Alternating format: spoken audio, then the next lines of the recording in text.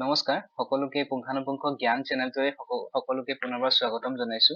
আমি ইণ্ডিয়ান পলিটিৰ এটা এমচিকিউ সিৰিজ লৈ আহিছো যত নেকি আমি 100টা এমচিকিউ ডিসকাস কৰিম এটো নাম্বাৰ 1 পাৰ্ট হয় যত নেকি আমি প্ৰথম 20টা কোৱেশ্চন ডিসকাস কৰিম আৰু লগতে কিছুমান এডিশনাল ইনফৰমেশন দিবলৈ চেষ্টা কৰিম ঠিক আছে question number 1 The Constitution of India was adopted by এতিয়া আমাৰ যেতিয়া কনস্টিটিউশন অফ ইণ্ডিয়াৰ কথা আহে তেতিয়া হলে তিনটা বস্তু আমি মনত ৰাখিব লাগে এটা হৈছে ক্যাবিনেট মিশন প্ল্যান 1946 এটা হৈ গল কনস্টিটিউয়েন্ট অ্যাসেম্বলি আৰু এটা হৈ গল ড্ৰাফটিং কমিটি ঠিক আছে তো এইটো কোৱেশ্চনত the constitution of India was adopted by এইটো হ'ব কনস্টিটিউয়েন্ট অ্যাসেম্বলি কনস্টিটিউয়েন্ট অ্যাসেম্বলি খনেহে কনস্টিটিউশন অফ ইণ্ডিয়া এডপ্ট কৰিছিল ঠিক আছে তো এইটো হ'ব option number C Next question, the Constitution of India was enacted by Constituent Assembly set up. তো এতিয়া মই অকমান আগত যেটো কলো তিনটা বস্তু একেলগে মনত ৰাখিলে ভাল ক্যাবিনেট মিশন প্ল্যান এটা হৈ গল কনস্টিটিউয়েন্ট অ্যাসেম্বলি এটা হল ড্ৰাফটিং কমিটি তো এইটো the Constitution of India was enacted by the Constituent Assembly set up under the Cabinet Mission Plan 1946 তো ঠিক আছে তো ক্যাবিনেট মিশন প্ল্যানৰ আন্ডাৰত কনস্টিটিউয়েন্ট অ্যাসেম্বলি এখন হৈছিলে কনস্টিটিউয়েন্ট অ্যাসেম্বলি খনে ড্ৰাফটিং কমিটিৰ জৰিয়তে আমাৰ কনস্টিটিউশনখন লিখি উলিয়াইছিলে ঠিক আছে তো এইটো হ'ব under the cabinet mission plan 1946 ঠিক আছে next question the constituent assembly for undivided India first meet on যিখন কনস্টিটিউয়েন্ট অ্যাসেম্বলি আছিলে কনস্টিটিউয়েন্ট অ্যাসেম্বলি খনে প্ৰথমবাৰৰ কাৰণে কেতিয়া মিটিংত তেওঁলোকে একেলগ হৈছিলে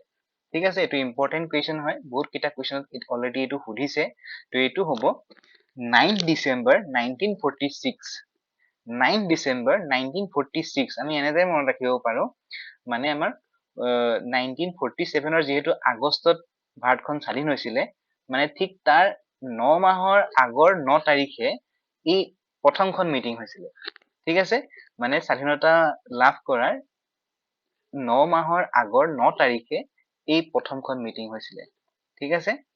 তো 9 December 1946 who presided over the inaugural meeting of the Constituent Assembly of India কোনে প্ৰেসাইড কৰিছিলে প্ৰথমখন inaugural meeting constituent assembly Sachidananda Sinha তো Sachidananda Sinha প্ৰথমখন যিখন ইনঅগ্ৰাল মিটিং আছিলে এই মিটিংখনৰ প্ৰেসিডেন্ট আছিলে ঠিক আছে কিন্তু তেওঁৰ বিশেষ কাৰণত তেওঁৰ মৃত্যু হোৱাত পাছৰ ফালে কনস্টিটিউয়েন্ট অ্যাসেম্বলিৰ প্ৰেসিডেন্ট হৈছিলে ডক্টৰ ৰাজেন্দ্ৰ প্ৰসাদ আৰু সেই ডক্টৰ ৰাজেন্দ্ৰ প্ৰসাদে ভাৰতৰ প্ৰথম ৰাষ্ট্ৰপতি হৈছিলে Who among the following was the constitutional advisor to the Constituent Assembly of India তো এতিয়া অকমান আগত আছিলে Sachidananda Sinha ফাৰ্স্ট মিটিং খনৰ প্ৰেসিডেন্ট আছিলে হয়নে মানে ইনিশিয়াল ফেজত মানে আমাৰ যেটো কনস্টিটিউয়েন্ট অ্যাসেম্বলি আছিলে সেই অ্যাসেম্বলি খনৰ প্ৰেসিডেন্ট আছিলে কিন্তু আমাৰ কনস্টিটিউয়েন্ট অ্যাসেম্বলিৰ কনস্টিটিউশনাল এডভাইজার কোন আছিলে কনস্টিটিউশনাল এডভাইজার আছিলে doctor B N. Rao doctor B N. রাও আছিলে constitutional adviser two the constituent assembly of India ঠিক আছে who among the following was the chairman of the drafting committee of Indian constitution drafting কমিটিৰ chairman কোন আছিলে এটো আমি সকলোৱে জানো ডক্টৰ বি.আৰ. আম্বেদকাৰ আছিলে ড্ৰাফটিং কমিটিৰ চেয়াৰম্যান আৰু অসমৰ মোহাম্মদ সাদুল্লাহ সাহাব প্ৰমুখ্যে আৰু বহুত কিজন মানে 7জন ব্যক্তি আছিলে member Dr. B.R. Ambedkar, drafting committee chairman asile. Who proposed the preamble before the drafting committee of the constitution? Drafting committee agot preamble to মানে প্ৰস্তাৱনা to কোনে propose কৰিছিলে Jawaharlal Nehru. Jawaharlal Nehru propose কৰিছিলে preamble to before the drafting committee of the constitution. তো এই কিটা বস্তু আমি মনত ৰাখিব লাগে বিশেষকৈ cabinet mission plan 1946 constituent assembly তাৰ পিছতে drafting committee ইয়া মোহাম্মদ সাদুল্লাহ সাহাব ডক্টর বি.আর. আম্বেদকার ঠিক আছে cabinet mission plan 1946 constituent assembly drafting committee প্রথম মিটিং হন কেতিয়া হয়েছিল 9 ডিসেম্বর 1946 9 ডিসেম্বর 1946 আৰু লগতে আমি এই নাম কিটা মনত ৰাখাটো ভাল Sachidananda Sinha doctor Rajendra Prasad doctor B N. Rao doctor B R. Ambedkar Sachidananda Sinha আছিল ফার্স্ট প্রেসিডেন্ট মানে president of the first meeting of Constituent Assembly held on 9 December 1946. Rajendra Prasad asile pisor phase president of the Constituent Assembly and first president of India asile. Dr. B.N. Rao asile constitutional advisor to the Constituent Assembly. Dr. B.R. Ambedkar asile chairman of the drafting committee. Sachidananda Sinha প্ৰথমখন মিটিঙৰ inaugural মিটিঙৰ president আছিলে doctor Rajendra Prasad constituent assembly পেছৰ ফেজৰ president আছিলে আৰু ভাৰতৰ প্ৰথম ৰাষ্ট্ৰপতি আছিলে ডক্টৰ বি.এন. ৰাও আছিলে constitutional adviser to the constituent assembly আৰু ড্ৰাফটিং কমিটিৰ চেয়াৰম্যান আছিল doctor B R. Ambedkar Next question, the Constituent Assembly adopted our constitution on. The Constituent Assembly adopted our constitution on 26th November 1949. ঠিক আছে মানে আমি আমাৰ ৰিপাব্লিক ডে কেতিয়া পাতো আমি 26 জানুৱাৰী হয়নে ঠিক তাৰ দুমাহৰ আগত মানে ঠিক আছে 26 জানুৱাৰী দুমাহৰ আগতে হয় 26 নৱেম্বৰ গতিকে এই দুমাহৰ আগতে মানে এডপ্ট কৰিছিলে কনস্টিটিউশনখন মানে যে ডক্টৰ বি.আৰ. আম্বেদকাৰ প্ৰমুখ্যে বাকী লোকসকলে যে ড্ৰাফটিং কমিটিৰ লোকসকলে যে কনস্টিটিউশনখন লিখি উলিয়াইছিলে তেওঁলোকে কমপ্লিট কৰিছিলে লিখা মেলা প্ৰচেছটো তেওঁলোকে তাতে সাইন কৰি ৰেডি কৰিছিলে মানে এডপ্ট কৰিছিল ঠিক আছে 26 November 1949 Next question, from which date did the Constitution of India came into force or came into effect? তো কেতিয়াৰ পৰা Constitution of India came into force বাকি মানে ভাৰতৰ সকলো অঞ্চলতে লাগু হৈছিলে মানে হেতু হ'ব 26 জানুৱাৰী 1950 তো যিটো ডেটত আমি ৰিপাব্লিক ডে পালন কৰো 26 জানুৱাৰী 1950 সেই দিনটোতে আমাৰ Constitution of India গোটেই ভাৰতৰ সকলো প্ৰদেশতে বা সকলো অঞ্চলতে প্ৰযোজ্য হৈছিলে ঠিক আছে came into effect এতিয়া দুটা বস্তু ইম্পৰ্টেন্ট হয় এটা হল adopted এটা হল গল came into force বা came into effect adopted বুলি ক'লে 26 নৱেম্বৰ 1949 আৰু came into force বুলি হ'লে 26 জানুৱাৰী 1950 এতিয়া দুইটা ডেটেই 26 হয় হয়নে 26 এতিয়া adopted হৈ গল নৱেম্বৰ আৰু came into force হৈ গল জানুৱাৰী গতিকে আমি দুটা মাহৰ গ্যাপ পাওঁ মাজত 2 month gap between the adopted and came into effect ঠিক আছে প্ৰত্যেকটো বস্তুৰে এটা সময় থাকে হয় তো এতিয়া এডপ্ট কৰা দুমাহৰ পাছত came into force গতিকে হেতু দুমাহটো মনত কেনেবাকে ৰাখিলে আমাৰ এই 26 নৱেম্বৰটো আমি মনত ৰাখিব পাৰিম কাৰণ আমি সকলোৱে জানো স্বাধীনতা দিৱস কেতিয়া পালন কৰো ৰিপাব্লিক ডে কেতিয়া পালন কৰো হয়নে গান্ধী জয়ন্তী কেতিয়া হয় শিশু দিৱস কেতিয়া হয় সেই বস্তু কেইটা আমি সকলোৱে জানো ন গতিকে এই কিছুমান জানা বস্তুৰ লগত লিংক কৰি পেলাই নজনা বস্তুবিলাক অলপ মিলাব পৰা যায় তেতিয়া ঠিক আছে গতিকে 26 জানুৱাৰীক বেছ কৰি পেলাই আমি 26 নৱেম্বৰটো মনত ৰাখিব লাগিব যেটো মানে এডপ্ট কৰা হৈছিল Next question, where the fundamental right of the Indian citizen contained? তো আমাৰ যে fundamental right টো মানে আমাৰ constitution খনৰ কোনটো পাৰ্টত মেনশন আছে বা কোনটো শিডিউলত মেনশন আছে বুলি কৈছে ঠিক আছে তো এতিয়া আমি সকলোৱে জানো যে আমাৰ constitution খনৰ 25টা পাৰ্ট আছে আৰু 12টা শিডিউল আছে বৰ্তমান তো এতিয়া এই পাৰ্ট কিটাৰ ভিতৰত যদি you can fly U for union and territories C for citizenship আৰু fly for fundamental rights so এই যে ট্ৰিক হয় ট্ৰিকটোৰ যোগেদি আমি fundamental rights বা মানে fundamental rights বা বাকিবোৰ পাৰ্ট বিলাকত কোড আছে এটো জানিব পাৰো হয়নে তো fundamental duties খিনি আছে 4A fundamental rights খিনি আছে part 3 ঠিক আছে তো এতিয়া fundamental right আছে part 3 of the constitution ঠিক আছে তো হেনেকে আমি মনত ৰাখিব পাৰো আমি ট্ৰিক অলৰেডি ইউজ কৰিছো যদি এজনে চোৱা নাই চাব পাৰে দুটা ভিডিওত আমি পাৰ্ট আৰু শিডিউল খিনি উইথ ট্ৰিক্স আমি বা মেমৰি ট্ৰিক আমি কভাৰ কৰিছো তো এইকিটা আছিলে part of the Indian constitution with tricks আৰু schedules of the Indian constitution with tricks ইটো দুটা ভিডিওত আমি বেলেগ বেলেগ কভাৰ কৰিছো জুনে জুনে চোৱা নাই চাব পাৰে তাৰ যোগেদি আমি কমপ্লিট 25টা পাৰ্ট আমি কৈ দিব পাৰিম কোনটো পাৰ্ট কোড আছে আৰু কোনটো পাৰ্টত কি আছে আৰু লগতে আমি 12টা শিডিউলস ধুনীয়াকৈ কৈ দিব পাৰিম কোনটো বস্তু কি হয় ঠিক আছে তো এইটো জুনে জুনে চোৱা নাই চাব পাৰে মই লিংকটো লাগিলে দি দিম Next question, this is not a fundamental right. কোনটো fundamental right নহয় তো আমাৰ fundamental right আছে 6টা ঠিক আছে তো ইয়াৰ ভিতৰত right to strike, equality, freedom of religion, right against exploitation তো equality আছে freedom of religion আছে exploitation আমাৰ against আছে কিন্তু right to strike তো আমাৰ fundamental right নহয় right to strike to fundamental right নহয়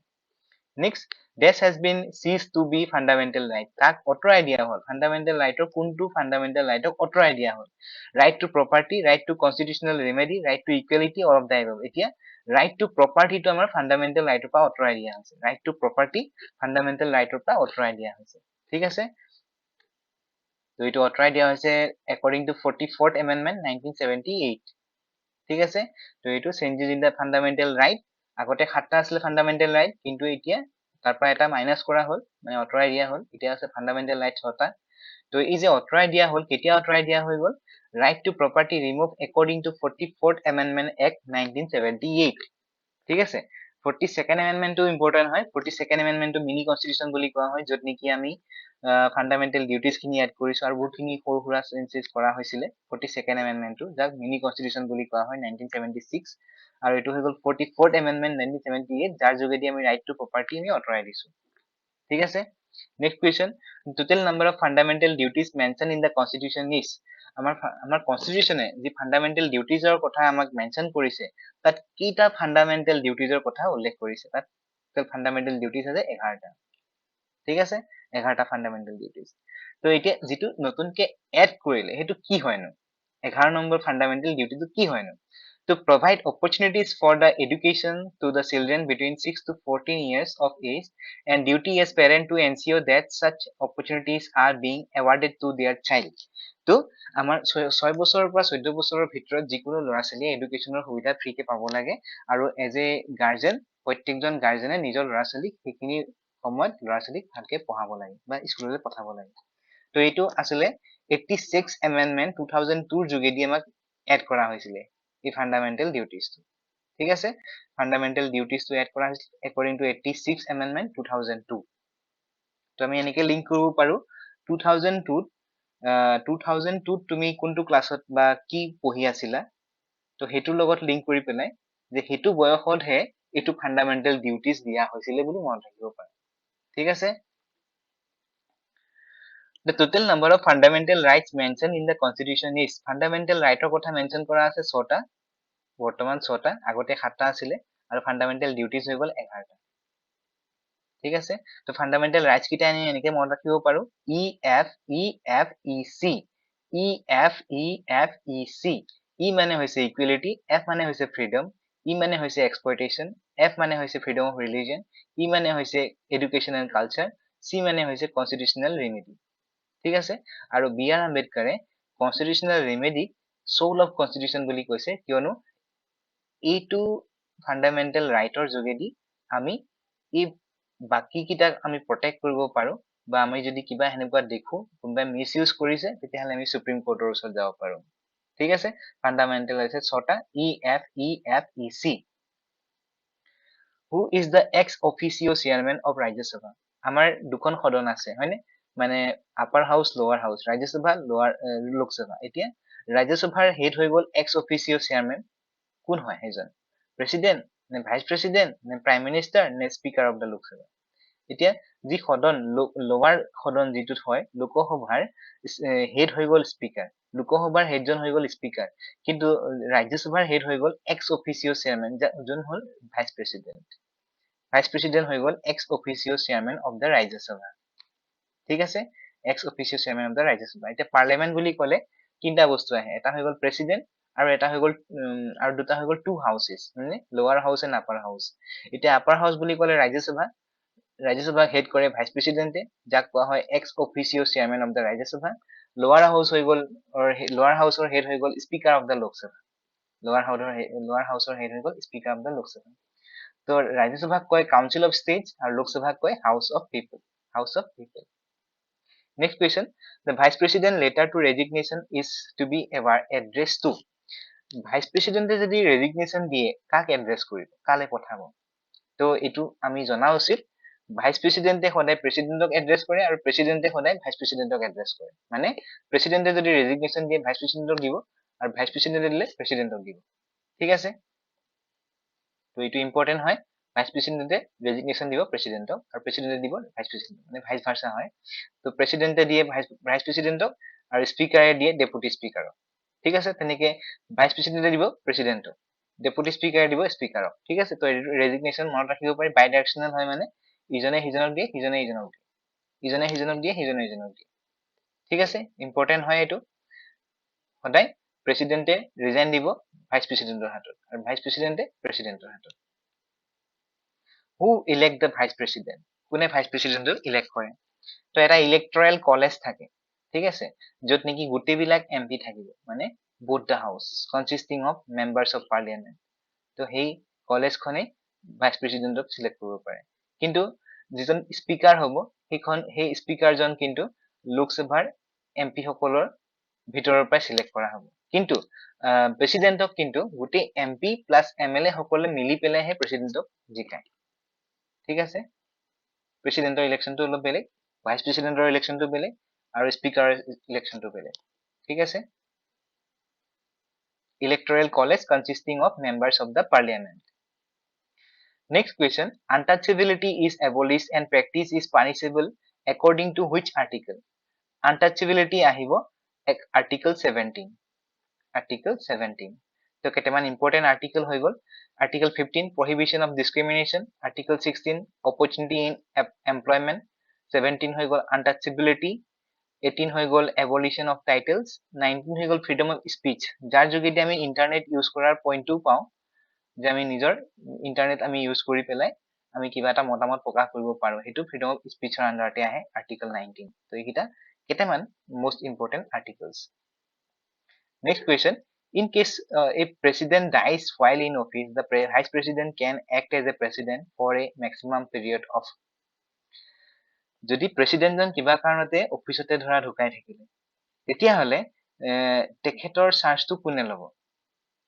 ঠিক আছে যদি ভাইস প্ৰেসিডেন্টে লয় ভাইস প্ৰেসিডেন্টে কিমান দিনৰ কাৰণে ইনচাৰ্জ হৈ থাকিব তো এটো এটা ইম্পৰ্টেন্ট কোৱেশ্চন হয় 6 মাহৰ কাৰণে থাকিব পাৰে আৰু 6 মাহৰ ভিতৰতে মানে ইলেকশন কমিশন অফ ইন্ডিয়া এটা ইলেকশন পাতি পেলাই নতুন এজন প্ৰেসিডেন্ট সিলেক্ট কৰিব লাগিব ঠিক আছে ইলেক্ট কৰিব লাগিব in the absence of president কোনে ইনচাৰ্জ হয় ভাইস প্ৰেসিডেন্ট যদি ভাইস প্ৰেসিডেন্টৰ এবসেন্ট থাকে তেতিয়ালে চিফ জাস্টিস অফ ইন্ডিয়া হ'ব ঠিক আছে যদি সিজিআই যদি নাথাকে তেতিয়ালে সিনিয়ৰ মোস্ট জাজ অফ দা সুপ্ৰিম কোৰ্ট ঠিক আছে কিন্তু জুনে নহক ইখিনি অনলি এপ্লিকেবল ফৰ 6 মান্থ অকল 6 মান্থৰ ভিতৰতে ইখিনি হ'ব পাৰে কিন্তু 6 মান্থৰ পাছত নহব 6 মান্থৰ ভিতৰতে নতুন ইলেকশনৰ যোগেদি নতুন প্ৰেসিডেন্টক ইলেক্ট কৰা হ'ব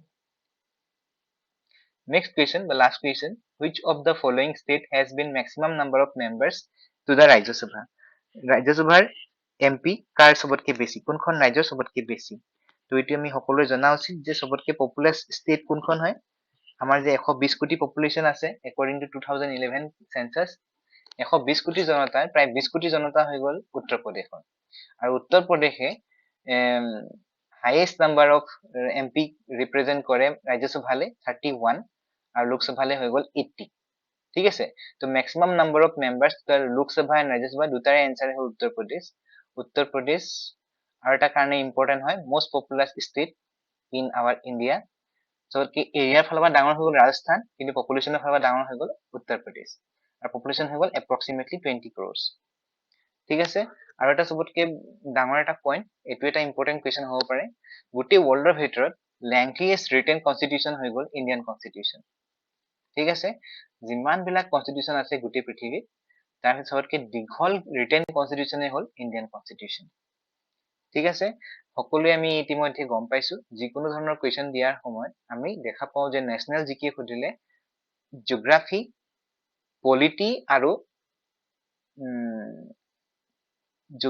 পলিটি আৰু হিষ্ট্ৰি এইকিটা বহুত ইম্পৰ্টেন্ট হয় ঠিক আছে তো আমি এটো সিৰিজৰ যোগেদি আমি এনেকুৱা এটা লেভেল পাব পাৰো যাতে আমি যিকোনো ধৰণৰ পলিটি কোৱেশ্চন এটা আমি অ্যাটেম্প কৰিব পাৰো